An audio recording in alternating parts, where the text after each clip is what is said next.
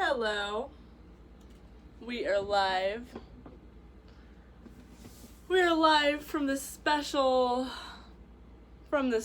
studio that I have created. And all right. Hello. Hey. How's it going? I'm very, very excited that anyone is coming on my live stream tonight after last night, which was a total shit show. It was like the worst live stream ever.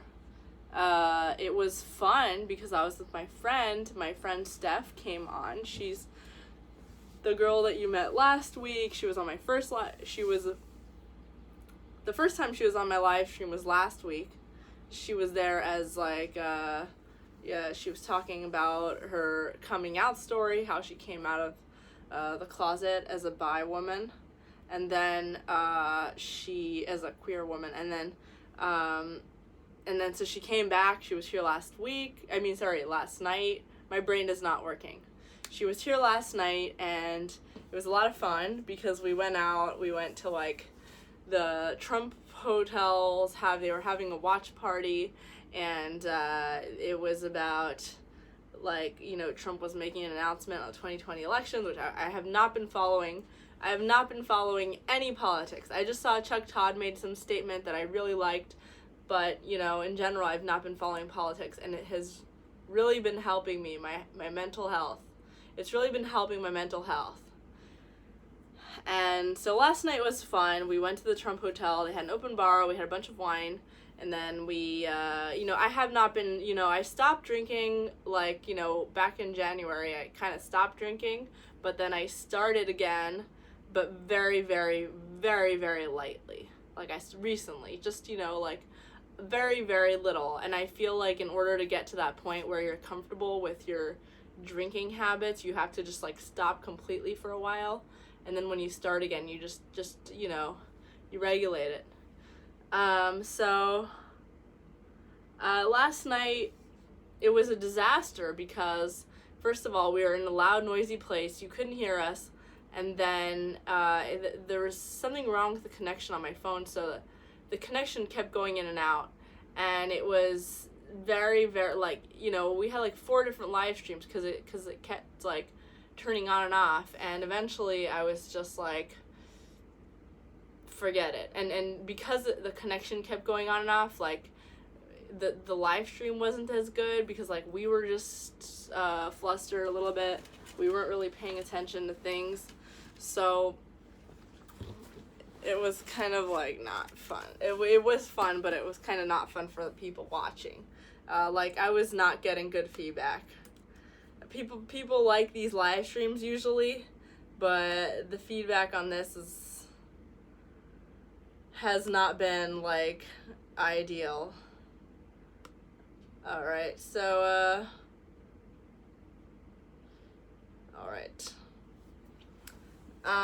so Chuck Todd made a statement today, and he said on his show, on Meet the Press, MSNBC, he said, why do we have to agree with Alexandria Ocasio-Cortez? AOC, in case you don't know, she's this, progressive, very, very far left, congresswoman who represents, she's a New York representative. And she basically compared ICE detention centers to concentration camps in Nazi Germany. In fact, she called them literal concentration camps. She said they're no different.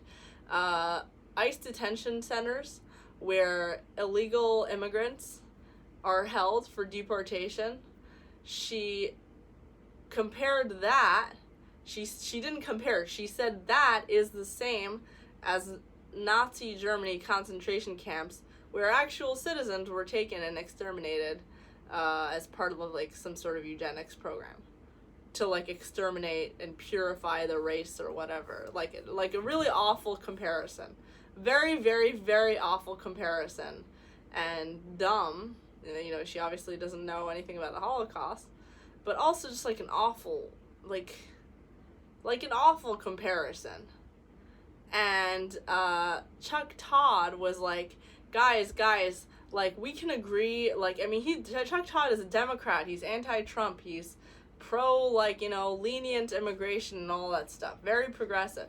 But Chuck Todd came on his show and he's like, guys, like, we can agree that, you know, what's going on at the border is bad, and at the same time, we can say that Alexandria Ocasio-Cortez is cuckoo, and what she said was cuckoo, and, like, you don't have to agree with it just because she's a Democrat.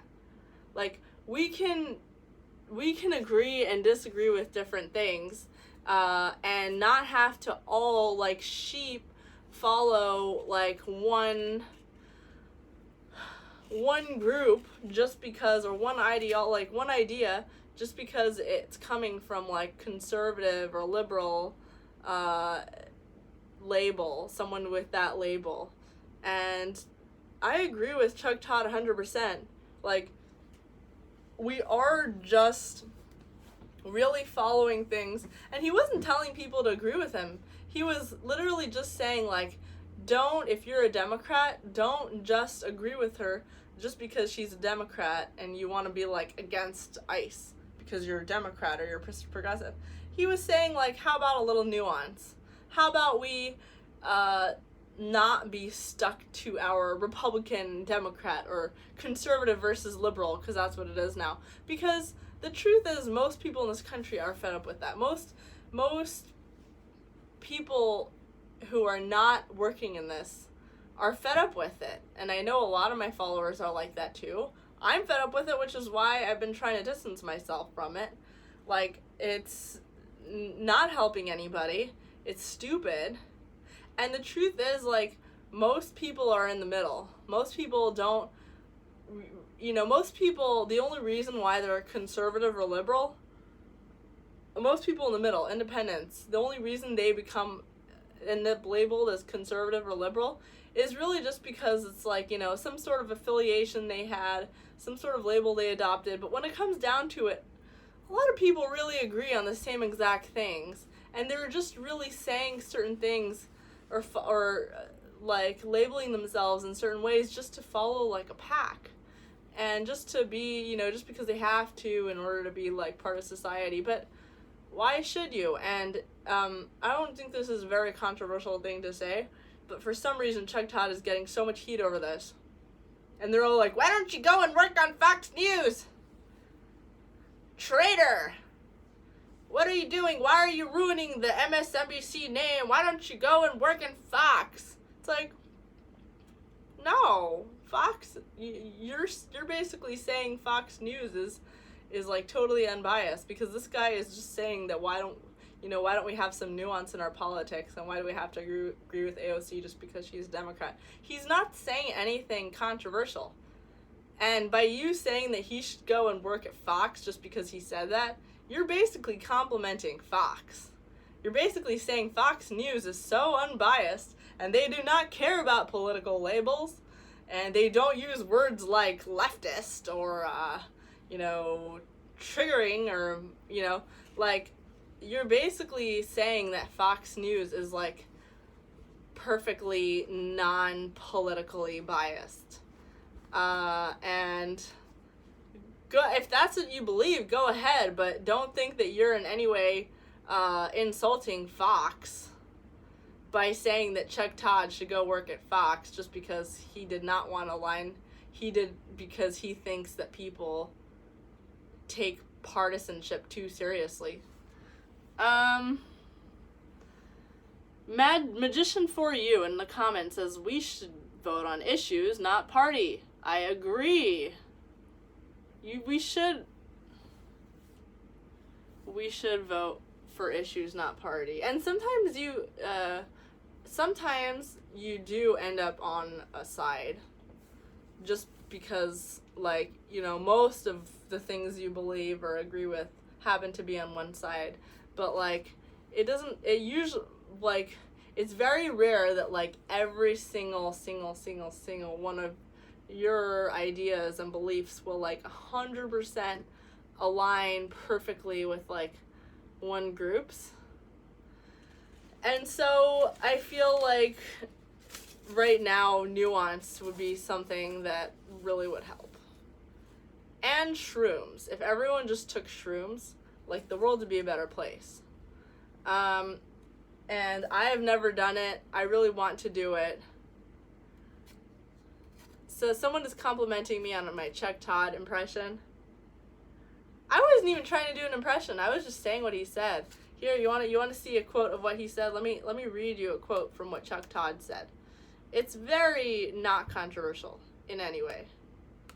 Here's what Chuck Todd said. By the way, ever since I started leaving politics and like talking less about politics, I've been losing so many followers. I lost 1,000 followers so far. I'm not exaggerating. Okay, Chuck Todd said, "Are we really so ensconced in our political bubbles, liberal versus conservative, that we cannot talk about right versus wrong anymore? Some things are bigger than partisanship. Or at least they used to be." Good for Chuck Todd. Chuck Todd is putting himself out there with this, and he's going to get a lot of heat for it. And then he's going to apologize for saying that. Is that crazy? He's going to apologize for saying we shouldn't vote based on partisanship. We should have a little more nuance than that. Isn't that crazy that it's like such a controversial thing that he said?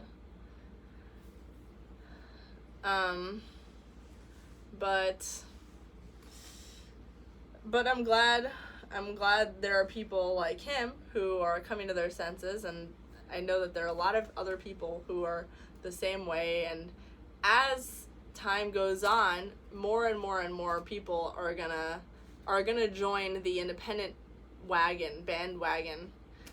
More people are gonna join the free thinking groupthink wagon. Is that like a weird way to think about it? If everyone took magic mushrooms, it would be, people would lose like their sense of like their rigidity, and people would lose like their total like attachment to whatever their reality is. And what it does when you're on shrooms is it totally just like, it detaches you from your reality around you. It's a hallucinogen. It detaches you from everything that's around you and your idea of the truth and reality. And once you get detached from everything, you basically, it's like you basically recalibrate. So when you go back to your senses, your reality, you have had a chance to step away from it, and you will never be the same person. You step away from it, and then you come back to it, but you already had a chance to step away. And once you become independent from your very, very hard version of reality, it really does make people better people. It makes you a happier person. It makes you just a more open-minded person. And it helps you get over your fears, which is actually what this live stream is about, because getting over your fear is really just a version of reality that you have become dependent on in your mind. You're afraid of heights because in your mind, subconsciously, if you go up to if you are like on the top of a Ferris wheel, there is there's a likely chance that you will fall down from the top of a Ferris wheel. You're going to die and crash your head. And that's your reality. And the only way to get over your fear is to detach yourself from that reality, to have like a different reality. And what better way to detach yourself from that reality by taking shrooms and detaching yourself to different reality for a second, because it doesn't stay with you, it doesn't stick with you, it goes away, but you're basically just step yourself out of it. Someone is saying, you've never tried it, how could you say, why could you talk about it like that?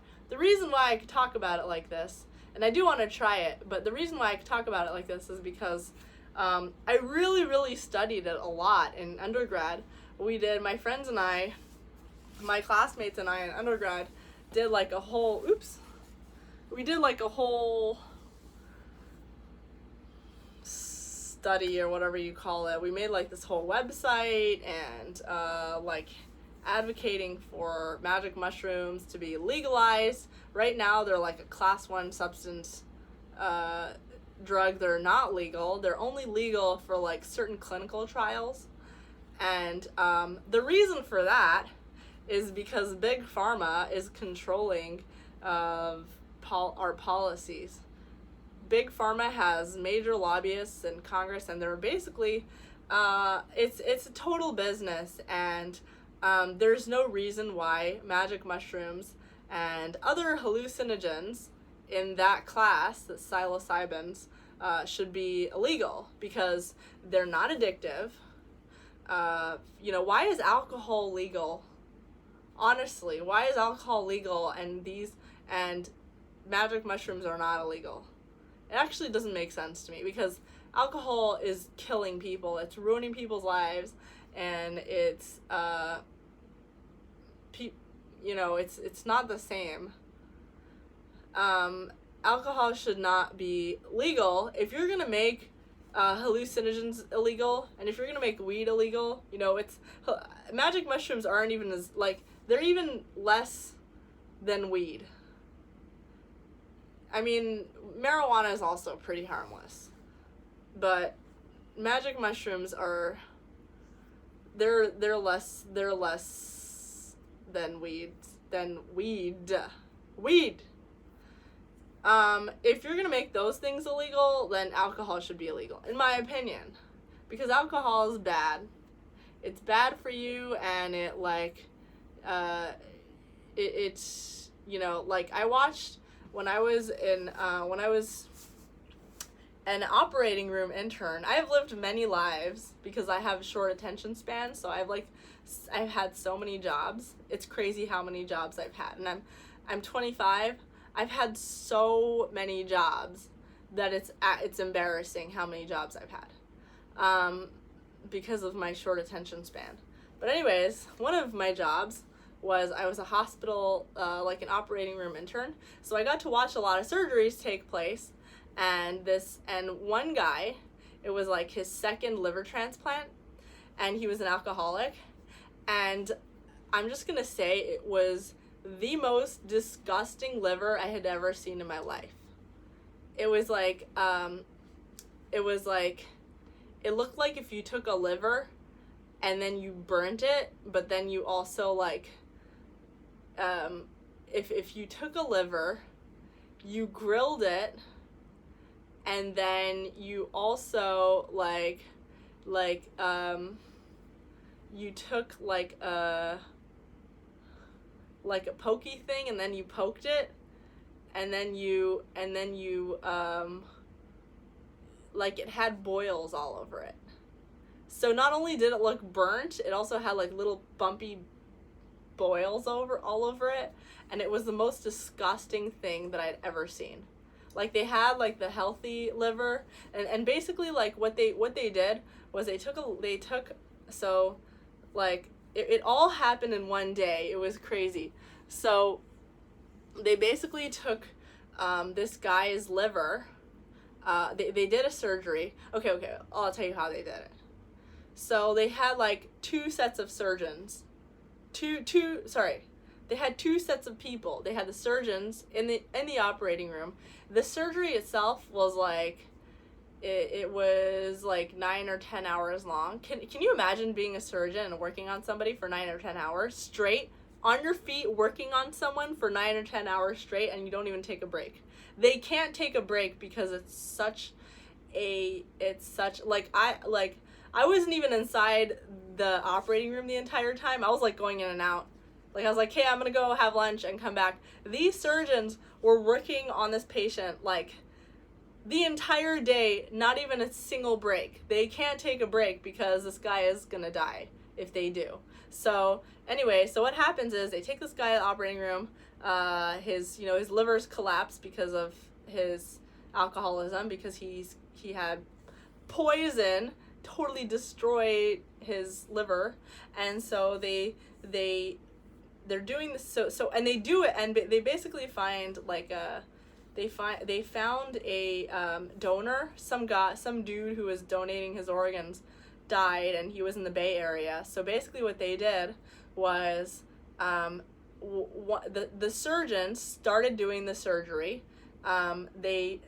They take out his liver, and they basically they do this like bypass thing where they like all like the blood vessels that would normally be going through the liver, they connect them to these little tubes that bypass through like this machine that is basically like the fake, like functioning as like a liver substitute, but it's just the blood is going through a machine.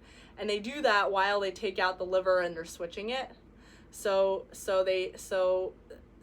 while they're taking out the liver, which is like a whole long process itself, it takes hours, because it's like every single blood vessel that's connected to the liver. So while they're doing that, they finally put the liver out on this like dish, and they're just like, here it is, like a baby is born. They put it out on a dish, and then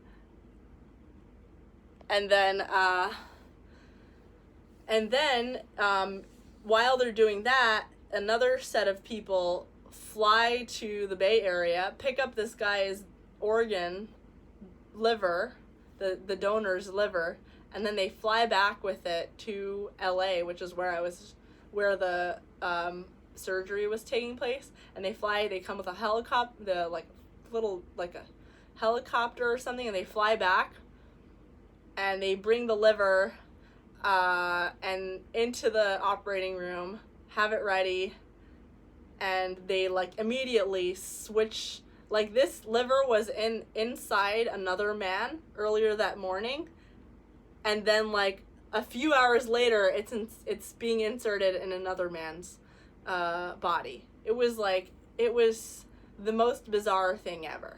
And so they're putting this liver inside this guy's body, and it was so healthy. So basically you see this like disgusting liver right next to like this perfectly healthy liver from this guy who, like, an older guy who died but apparently took really good care of his liver. So you're seeing these two livers side by side. Oh, and by the way, like, the alcoholic guy with the disgusting liver, he was young. He had a bunch of kids. He had like a ton of kids, and not a ton, he had like 5 kids. So his 5 kids and his wife were sitting in the waiting room. It was like so sad.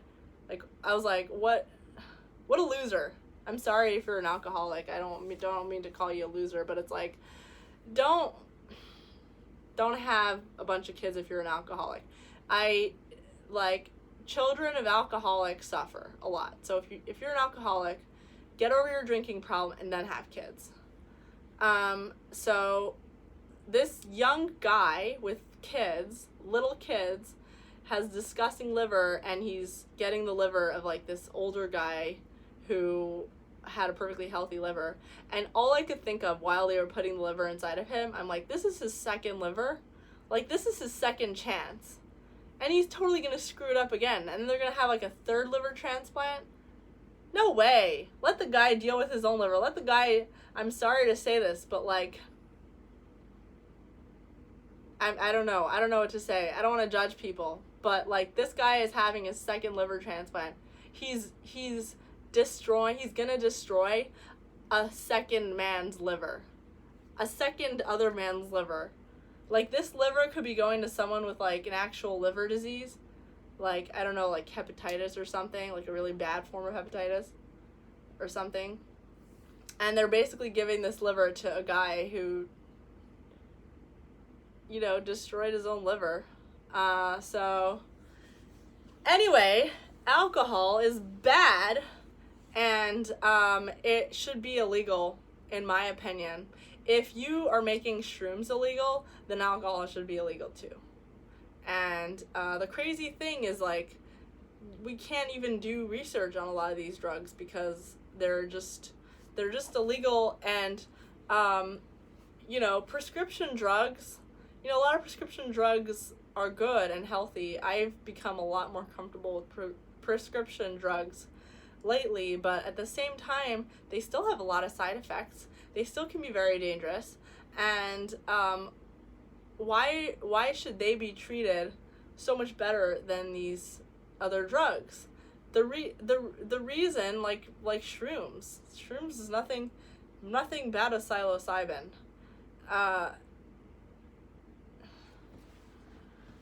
So why should they be treated better? And the only reason that I could think of is the big pharma lobby,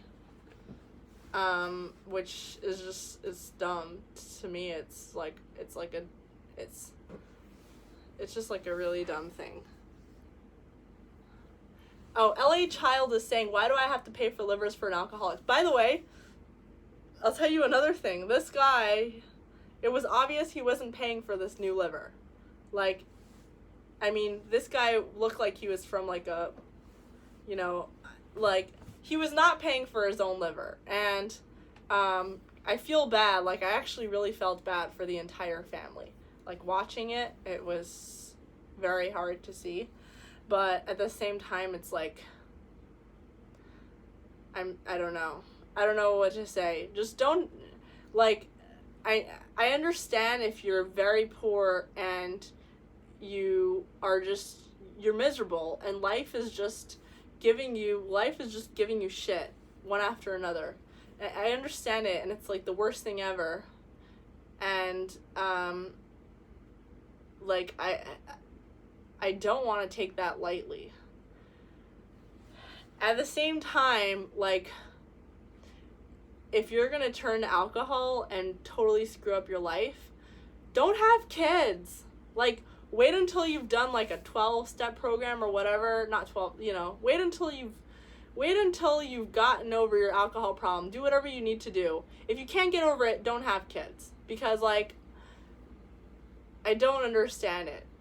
Like, I don't understand what, and I guess people are having kids now because it's like, you get more government, you get better, like, I don't know, tax breaks, and you get better, like, if you're on welfare, you get better welfare incentives. Like, I get it, but it's just, to me, it just seems so reckless. Let's see. Paul Nye says, doctor told me to drink in moderation, and I looked everywhere, and I couldn't find that bar. Ha, ha, ha. Couldn't find moderation. They should actually make a bar called Moderation. How awesome would that be? So, like, I definitely could have a tendency for alcoholism myself. And I used to drink, like, a lot more, like, last year. And DC is just the worst for it. And it's also, like, if you're around other alcoholics, you feel it. Like, if someone is an alcoholic immediately. The reason for that is because, like, if you are a little bit sensitive, like, susceptible to this kind of thing, like me, if you're around, like, an alcoholic and they're drinking, like, if it's, like, a non-alcoholic, you won't feel pressured at all to drink, and you probably won't even think about it.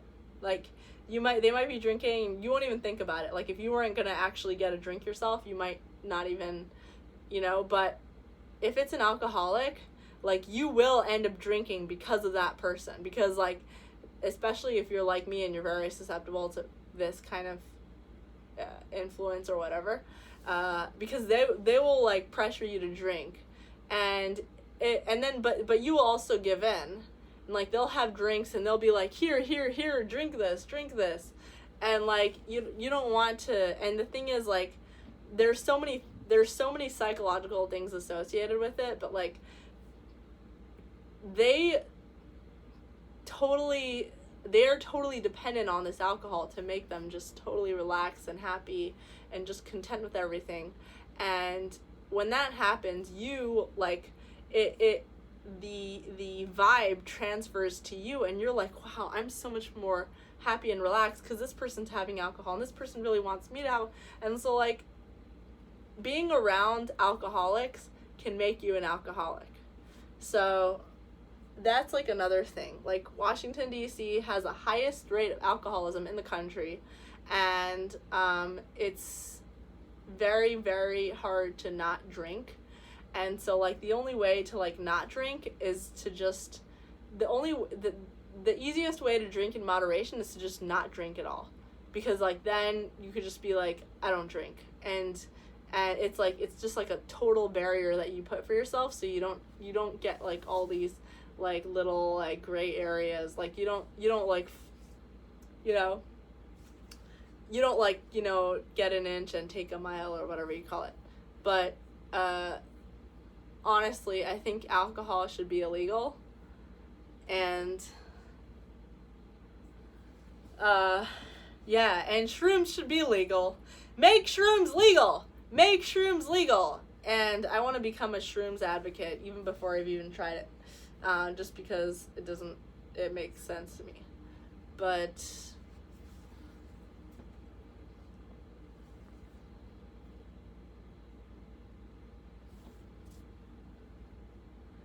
okay. So Washington D.C. is full of alcoholics and mentally unhealthy people, because it's a very high stress place, and it's very transient, and there aren't a lot of real connections being formed. It's very hard to form close connections with people because everyone's kind of like an ally or an acquaintance, because it's all for work. The only reason people are here is for work and networking and all that stuff. So people care a lot about job stuff, people care a lot about social stuff, networking. It's like a big thing here because you're either a lobbyist or a PR person, or you're in media, or you work in government. And so like every single thing is like totally dependent on your networks. So you're basically forming like a bunch of connections with an ulterior motive, and you're not really actually having real friends and connections. So then you go out and you have all these fake connections, and then like if you don't, and then you feel lonely, and then you just since you feel lonely, you're more like susceptible to like going out and hooking up with random strangers, and then you come home and you're just like really, really lonely, and you're just like So there are ways to get around that. I have fortunately improved my conditions ever since I moved here, and it's just because I don't spend all my time here, and I found the number one thing is like when you have a fear or a stress or anxiety, the number one way to like get over that fear or stress or anxiety is to like totally immerse yourself in it. So if someone is saying Raymond Vasquez just hit the nail on the head. Let me see what Raymond Vasquez said. What did Raymond say? I don't see it. Raymond says if you're drinking due to peer pressure as an adult, then alcohol is the least of your problems. That's a really good point. He says, or you could just be out looking for a good time. Sex will do that to you. Yeah, you could. I mean, it is a lot of fun. Like, honestly, I've had so much fun ever since I moved here. And I would never, ever want to go back to LA. Not now. Not never, ever. But, like, I would never want to go back, like, at this point in my life. Just because, like, it would be so boring and depressing. Like, I would actually be depressed if I had to be in LA right now. I do not have a double jointed thumb, for whoever's asking. But DC is a lot of fun. It's just there are certain things that make it stressful for people and turn them to alcoholism and mental illness, and I think a lot of that is just loneliness. So if you find a group of friends, I was fortunate enough to, if you find a group of friends that kind of become like family to you, and not even necessarily that you talk to all the time or you're hanging out with all the time, but just becomes like your consistent group that are not just going to disappear and leave, because most people just come here and then after a few years they leave. So if you find a group of people that you're just like, you're all there for a while, no one's leaving anywhere, then your whole experience changes for the better. So getting over your fears, I remember, like, asking on Twitter, like, you know, what are your fears? Most people said dying alone. A lot of people said death, the idea of dying in general. People said, like, failing is a fear. People said their fear is, like, you know, I don't know, different fears. The best way to get over your fears always is to just, like, immerse yourself in it completely. So if you're afraid, or if you're afraid of, like, shame or embarrassment, like, if you are a socialite in Washington, D.C., and you care a lot about, like, social networking, and you are so afraid of your reputation being destroyed, because if you're in Washington, D.C., that's, like, big fear, right? You're so afraid of, like, anyone thinking that you are fringy or someone that they can't be associated with. So, if that's your fear, the best way to get over it is to totally just, in your mind, consider yourself, like, imagine that you did something really fringy, and then accept that part of you. So, like, go out and go to, like, a club, and, like, get topless at a club. If you're a girl, go get topless at a club. Totally make a fool out of yourself, and get drunk, and then throw up on somebody's feet, on somebody's shoes, and then, like, punch somebody, and just totally make a fool out of yourself. Let it all out, and totally humble yourself. And then, once you've gotten over that, but don't just do that. Do that, and then, now you're made a fool out of yourself, and you've ruined your reputation, and then it ended up in the papers, because, like, I don't know, for some reason there was a journalist there, and they took pictures, and they wrote it up in a paper, and now you're in the news for being total shithead. So, do that, totally make a fool out of yourself, and be a shithead, and then end up in the news, and then feel ashamed and humbled by the whole experience, and now you're a fringe, and now you've made a fool out of yourself, and you totally destroyed your reputation. So, immerse yourself in that, and once you've immersed yourself in that, accept it. Like, accept that this isn't ruined my reputation. This is fine. Like, actually, I feel fine right now. And it's easier to accept once you've immersed yourself in it, because now you're just like, hey, that's not so bad. Like, it's okay. This happens to people. People get drunk. People, you know, do shitty things sometimes. They lose their inhibitions, and they just, you know, they want to have a little fun. It's okay. And so, like, once you've actually done it, and, like, it can't get any worse in your mind, you have already gotten over your fear. For me, people keep asking, what's your biggest fear? I think for me, the biggest fear is being alone. Like, I really can't be alone, because I just, it's actually, like, really scary for me to be, like, the prospect of being alone. And I feel like I get over the fear, and because, like, you know, I grew up in a big family, and we always had everyone over. We always had guests. It was always a loud, noisy house, and you know, we always had guests, siblings, friends over, and I was never, and our parents, like, you know, I was never really alone ever as a kid, even though I actually wanted to be. Like, I wanted my own space. But then when I'm actually alone, like, if I'm here, you know, if I'm anywhere and I'm actually alone, it's, like, so depressing.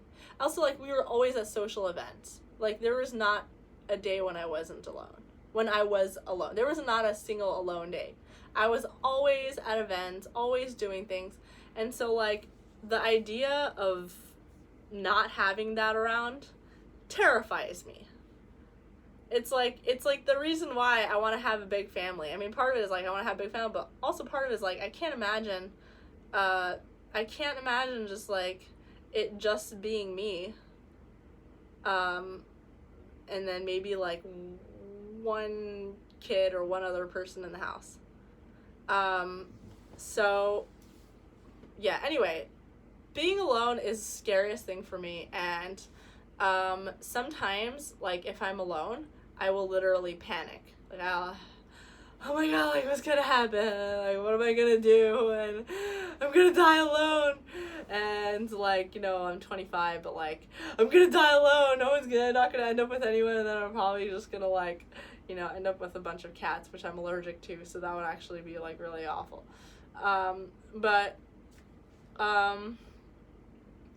The best thing to do for me is to spend time alone and then just get over it. So spend time alone. So I've actually done that. There was this one trip that I did, which was like really actually the best trip ever. Like, it did so much for me. I traveled to Iceland, and I flew to Iceland and I stayed there for like a couple days, like 5 days, and I didn't have internet there, so it was like totally alone. Oh, by the way, like, being on Twitter is part of like what helps me not feel alone. But, like, when I went to Iceland, it's like I didn't have internet, so I wasn't on Twitter. You know, minimally, so it's like maybe, like, you know, there were times when I was able to, but there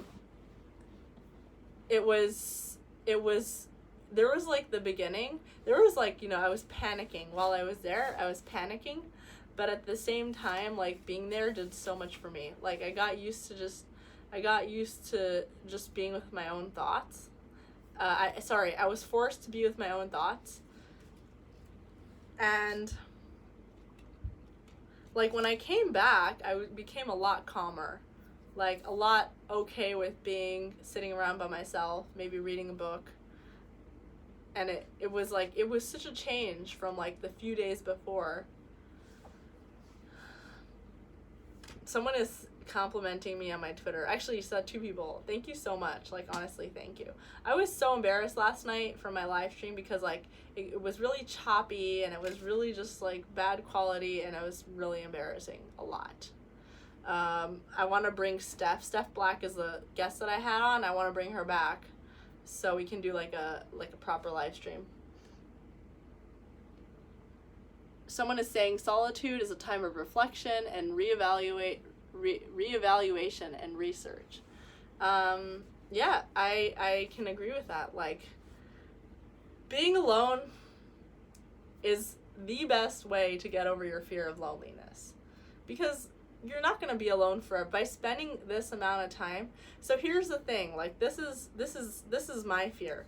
If I spend 5 days in Iceland by myself, it's like near the North Pole, and there's like maybe population, like it's like tiny population in Iceland. So I spend 5 days near the North Pole with like very few people who are like albino looking, and they're you know, they're really nice people, but it's like I'm totally alone, you know, and I'm not from there, and I'm just by myself, and I don't have internet. Doing that, what was I saying? I have like a attention deficit, so doing that for 5 days so this is my fear, like, going there by myself and not having access to anybody.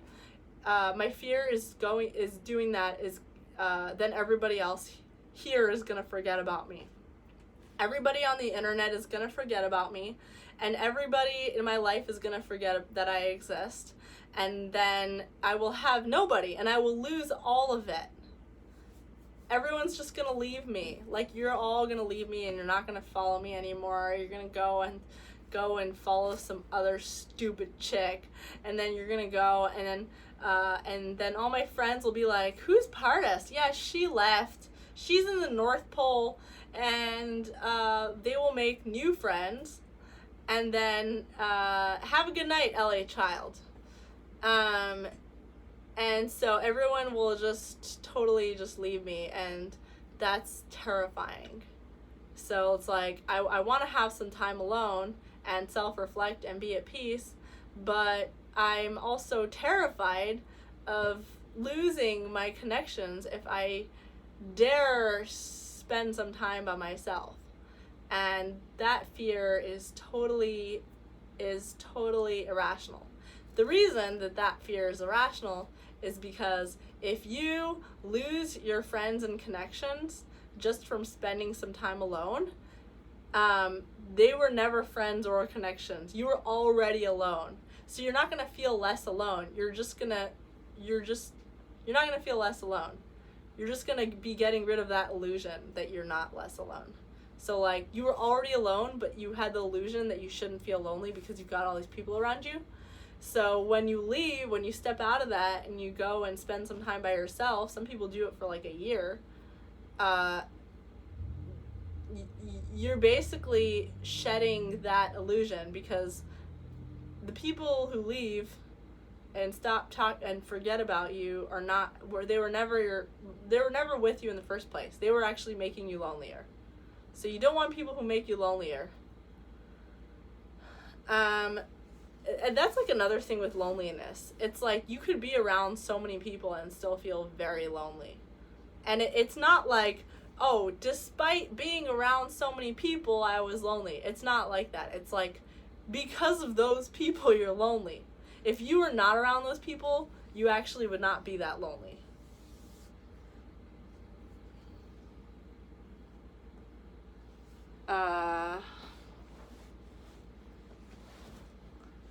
Yeah. So, like, that's another thing about Washington, D.C. It's like you're around so many people and, like, you know all of them.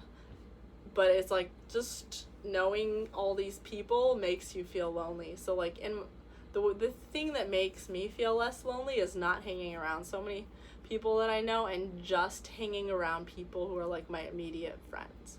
Because when I do that, the immediate friends, they actually know me and care about me, and like they're there for me, and they don't give the illusion that I have friends. They're actually friends, and they're long term. But and I also don't have to worry about, like, you know, embarrassing myself and stuff like that.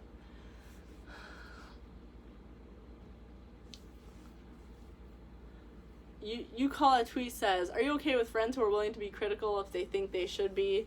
I'm okay with that. I do have a problem with criticism, and that's just because I'm insecure about a lot of things, but I definitely love friends who are like that. In fact, I often think that a lot of those friends are very genuine because they're willing to put themselves out there, and I have friends who are like that, and like I very much value what they have to say, because even though sometimes in the moment I get like sensitive and defensive, but those people are like not worried about losing you as a friend if they tell you something. So like those are the kind of friends you want to have, the people who criticize you and are not scared, like they're not afraid to tell you how they feel, because for them you being aware of something is more important than you being their friend. Like, you having an improved mindset is more important than that. So, anyway, what is another thing that people are afraid of? Failure. The only way to get rid of your fear of failure is to actually fail and just see, like, oh, hey, like, this did not kill me. Like, if it didn't kill you, then you're fine. If it's something, Felix says, I want to make friends, but I'm scared of feeling like a creep, and I don't know where I should look. So that's like another thing. I always felt like I was a creep. For me, it's like I always think that I'm like mentally insane and I don't realize it. You know, like when you feel, you know, like when, like, okay, I'll tell you about that. But so to address Felix, if your fear is feeling like a creep, the first thing you have to do is not think of yourself as a creep, because feeling like a creep is actually the thing that makes people act, but at the same time, like, you will never really be a creep, but it becomes your mindset. So you might end up doing things that give the impression that maybe you're a creep, even though people who know you will know that you're not. but you might like perpetuate that reality for yourself by acting like you think that you're a creep, and then you send off the vibe to people who don't know you, and then somehow convince them that you're a creep, even if you're not, and then it's like a self-fulfilling cycle. So this is a Radiohead song, and I might play it for you guys if you want. I always feel like I'm a creep. Felt like I'm a creep. I actually don't really feel it anymore.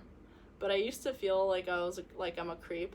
And I used to even feel like even just making friends, like, I don't know, it was like I was a weird kid. I went to this like very homogenous school where like everybody was very, very, very white, like European, and everyone, and like I was always like the tallest kid in the class and the darkest, like, and I don't know, like they're all like small and skinny, and I don't know how to describe it, but I never felt like I could fit in my school growing up.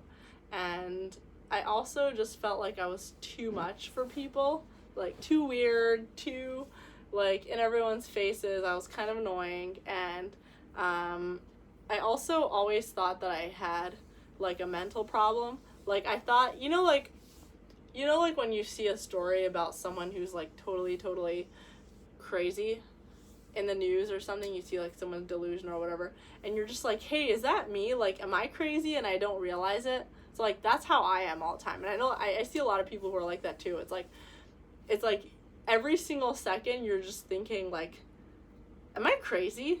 Like, am I a creep and I didn't realize it? Am I totally delusional for thinking that like it's like I was talking to my friend, I was having same conversation with multiple people who were like, either like really into a girl or really into a guy, and they'll be like, like, am I delusional for thinking this person liked me, and like now suddenly they don't? Like, am I being delusional? Am I making it up in my head? Am I mentally insane? And it's like, no. Because if you have like a totally different perception of reality, and you were totally crazy and mentally insane, you would not even be having these thoughts. But anyway, but you shouldn't, like, it's okay to have these thoughts, but like you shouldn't let that become your reality, because then you start acting like, walking around as if you're mentally insane. And then people be like, until they get to know you, they're like, you're basically telling them that you're mentally insane. So, so I still do that sometimes, but like as time goes on, the more you stop caring about what other people think, the more you accept. Also, like, another thing, it's like, what if I'm a creep? Like, if you can accept that, like, if I was a creep, then that's fine. I could still have a normal life, and I could still be cool and have friends and enjoy myself. I'll just make friends with the other creeps. I'll just find other creeps to be friends with. And trust me, there are a lot of people out there who also, like you, feel like they're creeps. I actually feel like I'm a creep all the time. That's why I even went on Twitter, because I didn't really feel like I could connect to real life people as much, because usually people who are on the internet all the time are more like, no offense to all of you, I'm in the same boat, but like usually people who are on the internet all the time are more socially awkward. I'm saying that in a nice way, because like we went to the internet because that's like the only place where we felt like no one's gonna judge us because we're anonymous, or even if we're not anonymous, it's like it doesn't feel as personal. Like, so like if I say anything that's gonna embarrass myself or whatever, I can just shut it off. It's not a big deal. But these people are saying their real thoughts or being vulnerable with themselves, with their feelings and whatever, and so like so they're all creeps. So I don't feel like a creep because I I mean, I don't feel bad about being a creep because I get to be with all these other creeps. So, like, and that's, like, another thing I realized over time is the more I just don't care about people thinking I'm a creep or, like, fringy or whatever, the less creepy I become, you know, because it's like, if everybody's a creep and being a creep is cool, then are you really creepy? Felix says, plus you don't have to get dressed and go outside. That's true. I literally, like, I was at the Trump Hotel where we went to the watch party. Like, there were actually people who were like, hey, like, I know you from your live streams. I recognize you from Twitter, and it was the coolest feeling ever. There's, like, literally this, like, one person, like, took a picture with me and posted it online. And it's happened before also, and it's because of these things, but I haven't been going out much, so I don't know about it. So in my head, I'm just like, oh, I'm such a creep, and it's okay that I'm a creep. I'm just gonna, you know, air out my feelings, my feelings about being creepy online. And because, like, all these people online are creeps too, right? But it's like,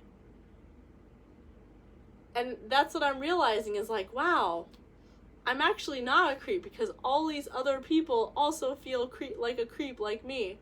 Like, just the same way that I feel, like, weird and maybe sometimes don't feel like I'm accepted and feel like an outsider and fringy and whatever. Like, all these people online feel like that too. That's why they're online. So, that's how to get over your fear of being a creep. Just hang out with the creeps. Just be cool with being a creep, and then just hang out with all the other creeps, and then you won't really be so creepy. And then all the people who are, like, not creepy, like, those people become the creeps. So, yeah. And then there's, like, people who are, like, afraid of death. And so, like, I can tell you to, like, kill yourself in order to get over your fear of death, because then you're dead and you can't, like, get away from that. But probably the way to get over your fear of death is to, like, imagine yourself dead or imagine that you're about to die and, like, accept it. So, like, people who experience near-death situations, like, those are, like, the best examples, because those people have experienced the idea of, like, I'm about to die, and they've accepted it. Like, they're like, okay, I'm gonna die, and so, like, what are my last thoughts gonna be? What am I gonna do? Okay, like, what do I want to tell my loved ones? Am I okay with everything that I did while I was living? What do I want to be saying? What do I want the last words on my lips to be while I die? Like, do I have time to do one more thing before I die? What would I do? And so, like, you're basically mentally prepared for it. You have, once you've gotten to the point where you're, like, imagining yourself already dying, you basically, like, do everything you need to do mentally to prepare for it. So even if you're not actually dying, and you realize, or if you're in a near-death situation, you don't end up dying and whatever, you've gotten over your fear of death. So you're basically mentally prepared to die. And that's a great feeling, because your life just becomes so much more fulfilled when you've already considered that you might die. Like, because you're not afraid to do things anymore. You're not like, oh no, I'm gonna die if I, like, if I walk outside, I might get hit by a car, like, but you're not gonna do that either, because you value life. So you basically walk around with a sense of, like, appreciating every moment of your life, and also not freaking out every second about the possibility of dying. The best thing that happened to me is The best thing that happened to me is thinking that I might have cancer and then going to the doctor and having all these tests and everything. That was like the best thing that happened to me because, you know, thankfully I'm fine. I'm very, very happy about that. But even if I wasn't fine, like, even if I wasn't fine, like, you know, the idea that we could all die, and we will all die, but like the idea that I might die tomorrow or like soon, and then you get used to that idea, or you get over that idea, or you know, the doctor comes back and is like, hey, you're fine. Like, you have already mentally prepared yourself for death. So your life becomes so much more fulfilled. Everything that you do is like an exciting thing. Like every single thing that you do is like, wow, I'm not dying. I do not have cancer, or I've beaten cancer, or whatever else it is that you think might be killing you. Like, your life becomes 10 times better. It becomes like a gift, and every single thing you do is like so exciting. And so, yeah. And so I feel like it's like that with every other thing. And actually, when I was like working in media, which I'm so glad I do not work in media anymore. But when I was working in media, I'm reading your tweets, your comments. They're really great. I always get people who like message me, and then I don't message them back, and then their next message is like, am I being a creep? Is that why you're not messaging me back? And it's like, no. I am not messaging you back because like I don't message people back all the time. I read your comments usually, and I read your DMs, but it's like, if I wanted to like DM you back, it's like it actually like I'm too like one track minded, and like it would literally throw me off balance if I had to like respond to every single thing. But I'm like that too. I'm literally like that, where like I think someone's mad at me just because, or thinks I'm a creep just because like they didn't respond right away or at all. But 99.9% of the time it's not true. It really isn't true. I don't know if 99.9, but like a very high percentage chance that it's not true. And the reason why person is not responding is because they are just a one-track minded, like they're either lazy, or they just, you know, don't feel like, you know, responding to everything. But like, it's not you, or they're busy or whatever, or they're just not on their computer or whatever. So but it's very rare that it will be because you're a creep. Like, very, very, very rare. Yeah.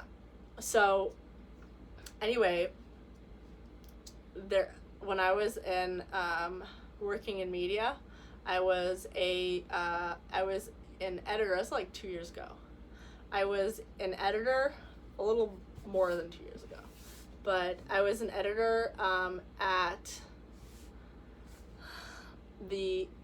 Red Alert, which is like the Washington Examiner's, it's like campus brand, their campus division for college campuses. So I was like contributors editor there, and they really wanted the editors to be able to go on TV and represent their paper on television. So like they were constantly trying to like prepare me to go on, you know, like to get on TV. That was like their main thing. And they had bookers there, and they were like, it was like a very concerted effort to train me for television. And really, it was like the way that they described it, trying to prepare me to become a television personality, they described it as pulling teeth, because I was the worst person there to be on camera. They had a coach who would come in like every other week, and she's actually really nice. Her name is Beverly Halberg. You probably have seen her on TV. And she would come in, or her assistant would come in, and they would like basically sit down and like do mock interviews with me, and like they would have like a camera, and you know it would be in like a separate room, and they were really great. They really tried, but I was just so like, every time I would be in front of a camera, I was just like so awkward and anxious, and it was just not good. And they were very like, they were let down. They were disappointed, because like they thought, because like, you know, I do these things, these like little video things over here, and I'm so comfortable with you guys, and but actually that's more recent. But like, you know, in front of their cameras, I was just so nervous and anxious, and most of it was, you know, it wasn't because I didn't want to do a good job for them and I just like doing a good job for myself. It's really just because I actually, the opposite, like if it's on my own camera, I don't care to like mess up, and it's fine. Like it's not a big deal if everyone sees me like screw up, because this is my own platform. No one can tell me what to do, and it's not gonna ruin anybody else's reputation. But if I'm working for somebody else and I'm representing somebody else on somebody else's television platform, then the stakes are a lot higher, and I would feel a lot more nervous about ruining it for them, and also making a fool out of myself on their show. So that's really where the anxiety came from. And I remember like, I mean, there were times where like I literally took like a mix of vodka and Sunkist and like pretended like it was Coke soda, and I would put it in a bottle and take it to work with me, and literally drink vodka before these interviews, just because I thought it would loosen me up a little bit. And like I remember being at this like speech with this like meditation rabbi one weekend, and I went up to him and I told him my problem, like, you know, I get too anxious in front of the camera. I can never be on TV, even though like I have a chance to, but I'm ruining it because like I can't be in front of a camera because I'm too anxious. And he said like the way to like get over your fear of being on camera is to like, before you go inside the interview, close your eyes and just think of the most awful thing that could happen, like the worst case scenario that could happen if you were on TV and you had to do an interview. Think of like the highest stakes possible. Okay, what's like the most embarrassing show to like mess up on? I don't know, maybe like the most watched show, Sean Hannity. Hannity's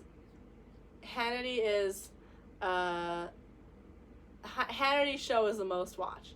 So you're on Hannity's show. Actually, Hannity makes people okay.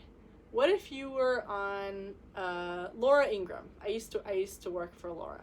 So you're on Laura Ingram's show, and it's, you know, they're having a very serious debate, and they're very quick. They know what they're talking about. They're all geniuses. They're all judges or whatever, and they all know what they're talking about. And you're brought on to debate some crazy thing that you've been researching, but like you still don't know so much. You still don't feel so confident about. But like, anyway, the stakes are really high.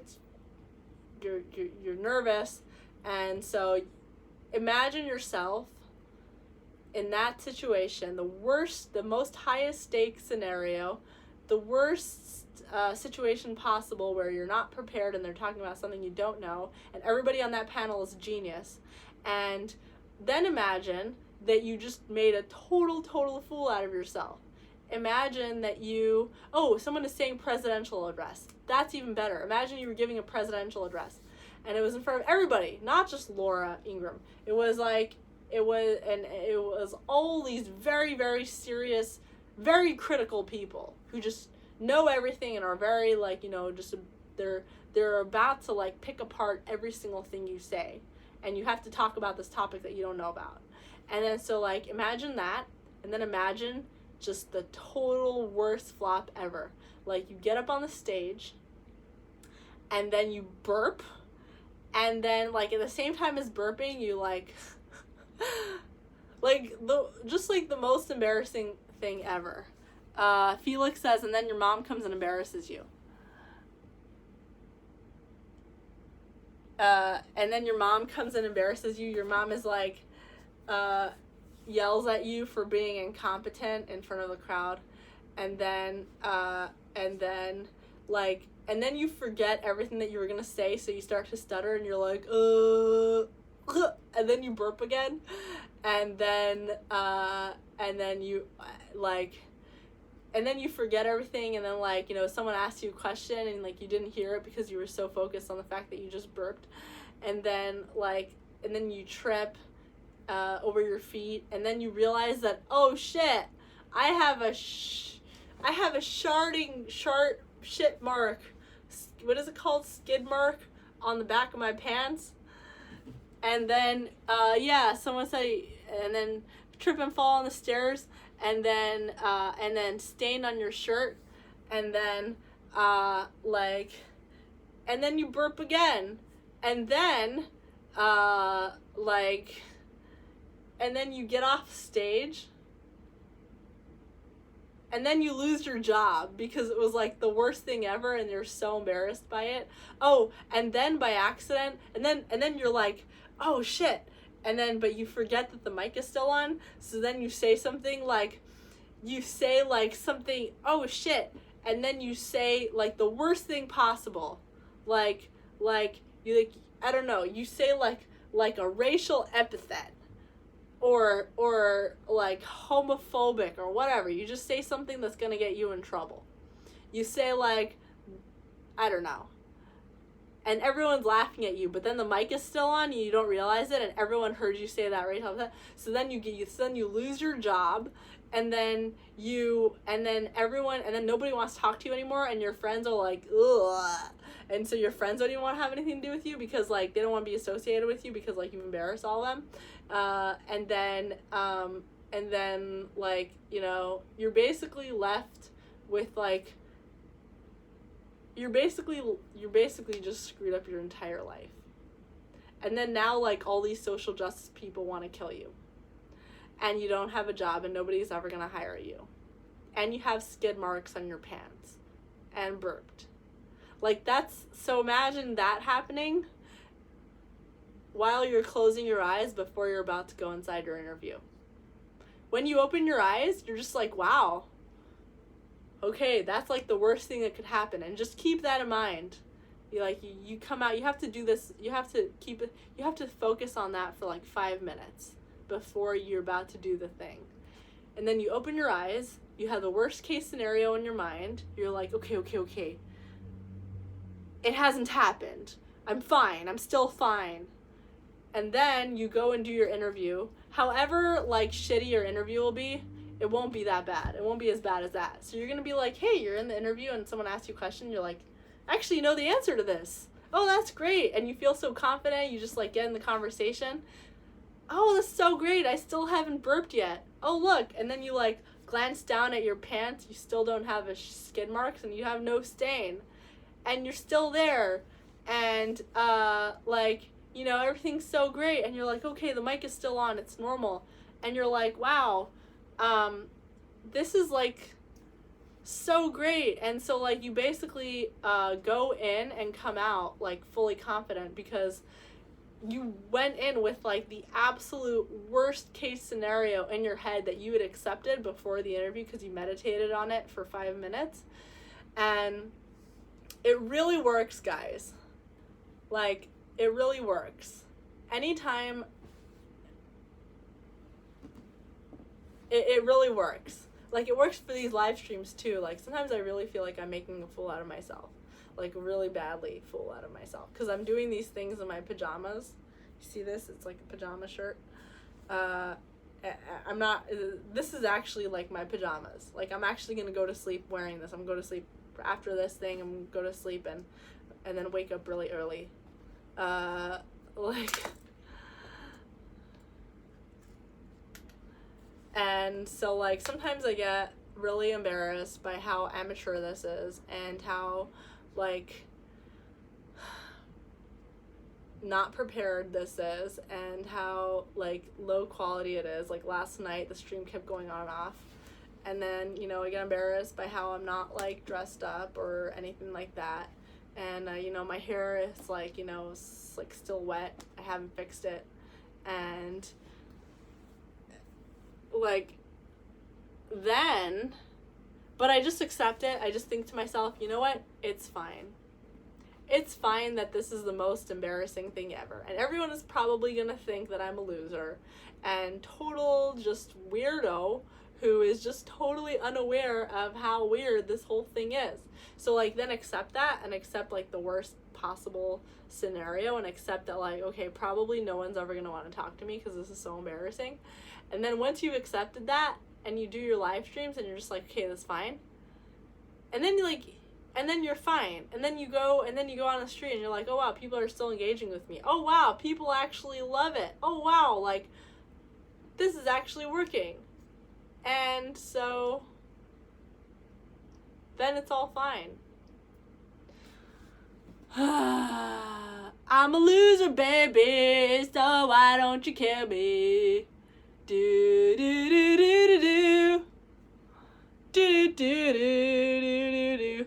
Andrew says, don't ever be. It's real and it's honest and it's beautiful in its own way. Thank you, Andrew. And that's another thing, like, I was talking to someone, I was saying, like, this is embarrassing, like, my live streams are so, like, amateur. And they were like, that's actually the great thing about it, because, like, most people are not walking around, like all prepared and knowing everything and, like, prepared for everything, like how they see on TV. So you're more likely to be able to connect to people when you're like that in your normal state, because that's what people are connecting to. They're not connecting to, like, a stuffy person who goes on TV and has, like, talking points laid out for them, like, perfectly laid out, and they're getting paid, like, a bajillion dollars to, like, have, like, talking points perfectly laid out for them, and just very smart, and you know, they've got someone doing their makeup for them, and they, you know, like, people aren't necessarily gonna always connect to that unless you are that perfect. Like, unless you're, like, in Washington DC and you're one of these people who's, like, totally perfect and you're genius and you are always walking around that put together and perfectly everything, and, like, so that's what you connect to, then that's fine. But most people aren't like that. Most people are just, you know, the opposite of that in America. Most people are just, like, they walk around with t-shirts and shorts and yeah. Anyway, someone says that they're moving to DC from New York. Don't do it! Oh, wait. New York. Oh, never mind. Definitely do it, because New York sucks, and New York is a hellhole. So, like, you know, people complain about Washington, D.C.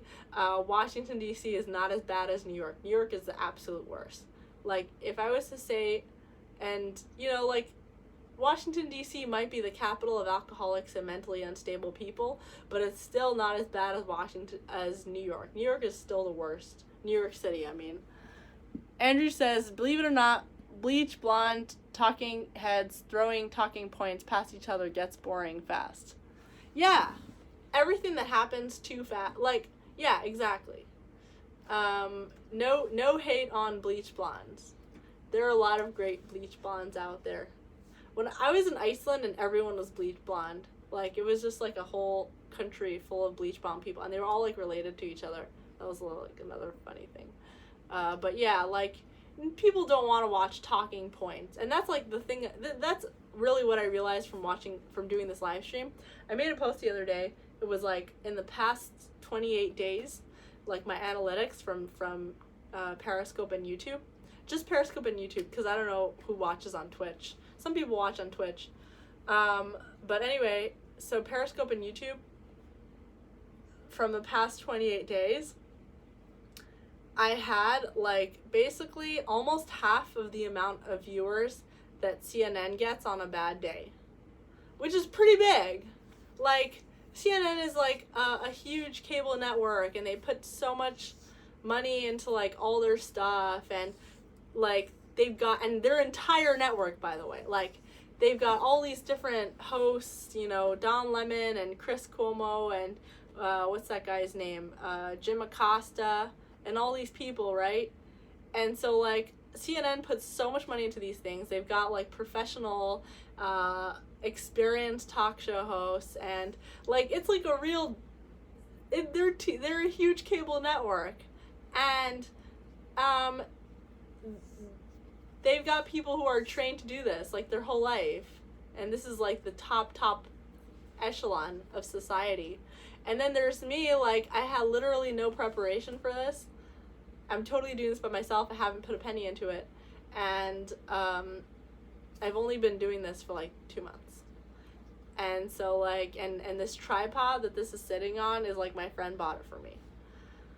So it's such a good feeling. Like, and people are like, oh, well, I could have done that. I could have done that. You could have done that, but you didn't, because you were too embarrassed. You were too embarrassed to make such an amateur live stream. Because people are too embarrassed to do it. Like, that's literally all it took.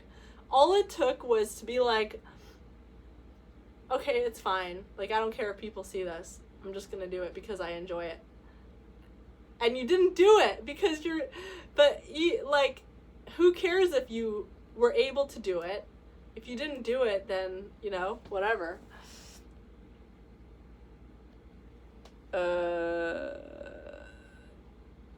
Let's see. Someone said something that I wanted to read.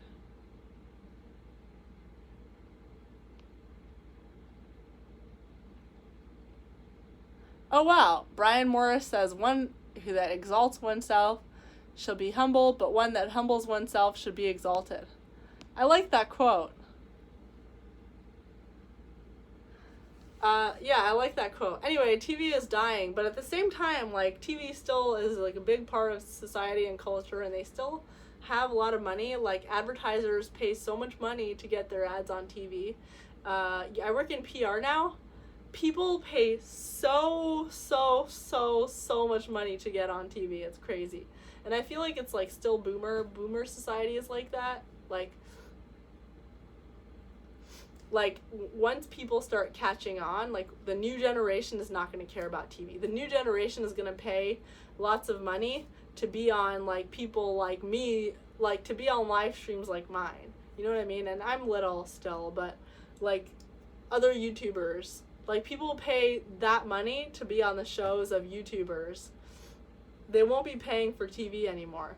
But now it's still, like, people pay a lot for TV, and it's crazy. It's crazy to think that you might have, like, in a certain amount of time, you might have, like, almost like the league of amount of viewers as, like, these people.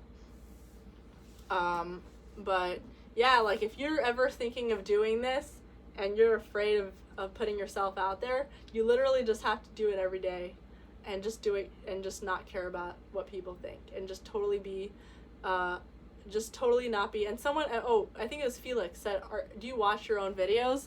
I actually do not watch my own videos, because if I watched my own videos, I would be so self-conscious, and I would be so embarrassed of how, I just don't like watching videos of myself. And I feel like a lot of people are like this, because, like, you watch a video of yourself and you notice, like, every dumb thing that you do that's embarrassing, like, oh, I make this eye twitch all the time, or, like, you know, I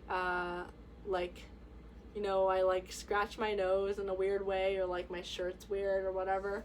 So if I watched my own live streams again, if I replayed them, I would be so embarrassed that I would not do it again. And so that's why I do not watch my own live streams. And it's kind of risky because, you know, what if someone goes back and takes something out of context or whatever, but it's like, whatever, I don't care. I can't do it because if I went and watched my own live streams, then this whole thing would just end because I would feel too embarrassed to do it again. Okay.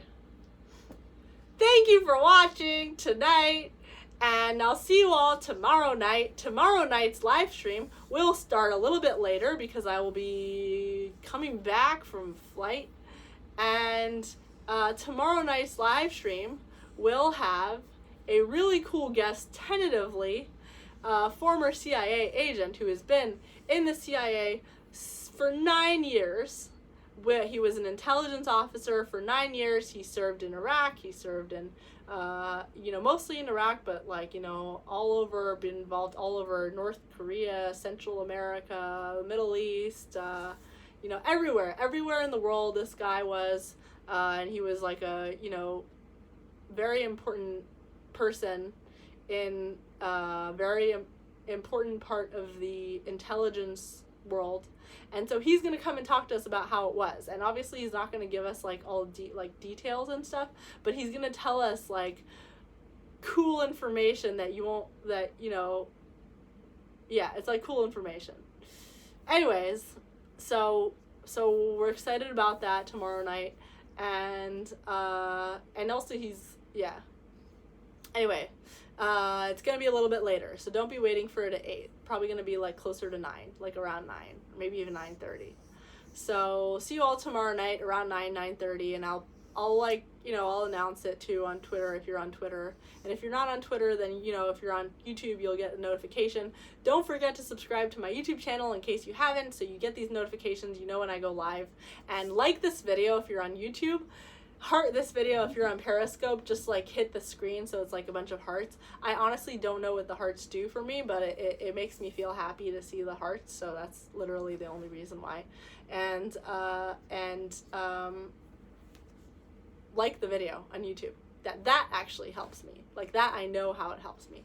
Okay, see you all tomorrow night.